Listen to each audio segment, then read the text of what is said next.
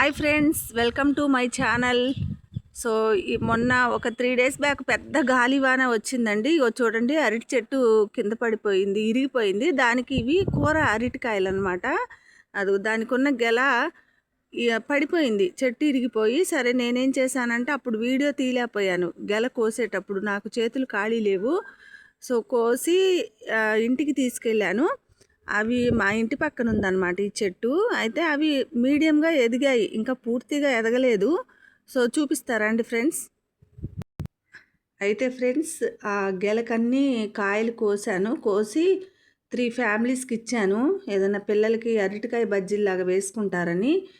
ఇంకా పూర్తిగా ఎదగలేదన్నమాట. సో నేను ఇవి ఉంచుకున్నాను. వీటిని ఇప్పుడు వీటితో నేనేం చేస్తానో చూడండి ఫ్రెండ్స్. ఓకేనా? నా ఛానల్ కనుక నచ్చితే తప్పకుండా ప్లీజ్ అండ్ సబ్స్క్రైబ్. సో రండి వీడియోలోకి వెళ్దాం. ఒక పెద్ద గిన్నెలో వాటర్ తీసుకొని స్టవ్ మీద కాసేపు గోరువెచ్చలు అయ్యేదాకా, గోరువెచ్చలు అయితే చాలండి, ఉంచి ఒక 2 స్పూన్లు సాల్ట్ వేయాలి. 2 స్పూన్లు వేస్తే సరిపోతుంది. సో ఆ తర్వాత ఏం చేయాలంటే, సో బౌల్లో వాటరు అండ్ బనానాస్ ఒక దగ్గర పెట్టుకొని చక్కగా ఈ బనానాస్కి చిన్న ఘాట్లు పెట్టి దాని స్కిన్ని మొత్తం తీసేయాలండి. నాకు వీడియో తీసేవాళ్ళు లేరు, సో నేను ఓన్గా తీసుకుంటున్నాను. ఏమన్నా మిస్టేక్స్ కొంచెం వస్తే క్షమించండి ఫ్రెండ్స్. సో ఏంటంటే ఇప్పుడు నేను అన్నీ పీల్స్ తీస్తాను. చూడండి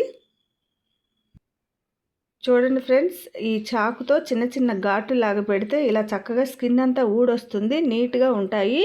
సో ఇప్పుడు ఇవన్నీ మనం స్కిన్ని రిమూవ్ చేసి ఈ గోరువెచ్చని సాల్ట్ వాటర్లో ఇవి వేసేద్దాం. చూడండి ఫ్రెండ్స్, ఇవన్నీ ఇట్లా పీల్ తీసేసాను అనమాట. చూడండి, బకెట్కి సగానికి వచ్చేసాయి పీలు.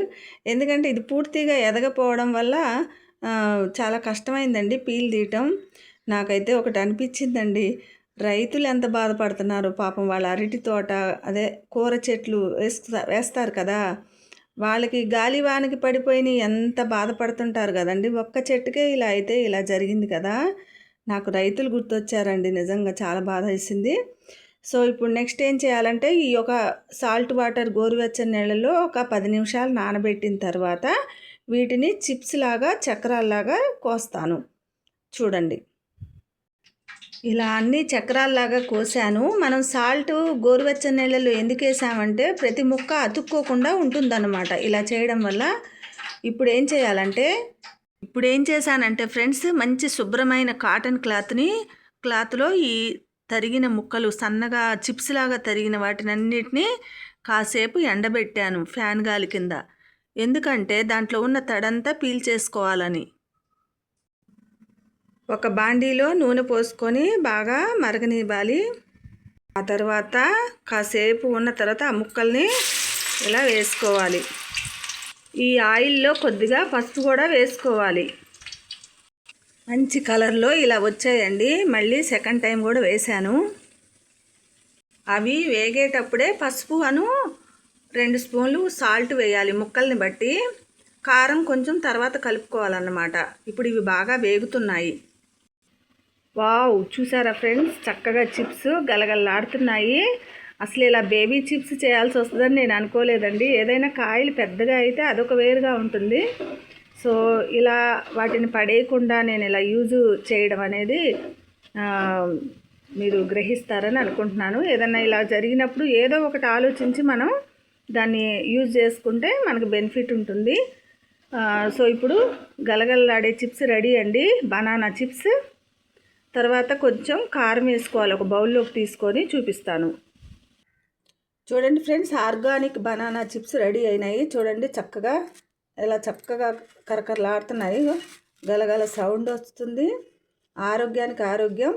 ఆర్గానిక్ బనానా చిప్స్ ఇవి పప్పులో కానీ చక్కగా సరదాగా స్నాక్స్ లాగా కూడా తినొచ్చు. లైట్గా కారం చల్లుకుంటే బాగుంటుంది. ఇంకా థ్యాంక్ యూ ఫ్రెండ్స్. ఇది కనుక మీకు నచ్చినట్లయితే ఈ వీడియో సబ్స్క్రైబ్ అండ్ షేర్ అండి.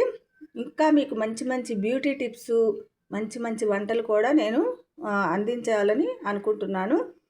తప్పకుండా share and subscribe. Thank you. నిన్న మా చెట్టుకి ఒక్కటే ఒక్క సొరకాయ కాచి ఆ పాదు ఎండిపోయిందండి. ఈ సొరకాయ మొన్న కోసాను, సరదాగా మీకు చూపిస్తున్నాను. థ్యాంక్ యూ అండి.